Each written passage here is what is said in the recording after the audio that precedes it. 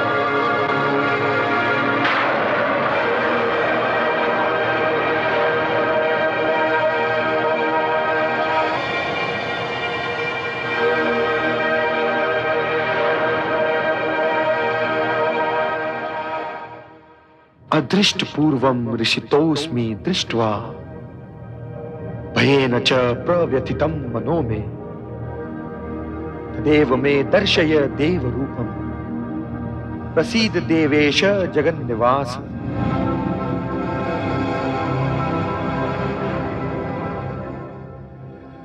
হে নাথ, প্রথমে যা দেখিনি আপনার এই অদ্ভুত বিরাট রূপের দর্শনে দ্বারা আমি মুগ্ধ,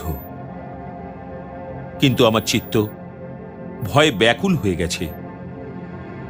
এই জন্যে হে দেবেশ, হে জগন্নিবাস, আমার উপর প্রসন্ন হয়ে আপনি আপনার ওই দিব্য পুরুষের রূপ ধরে আবার প্রকট হন।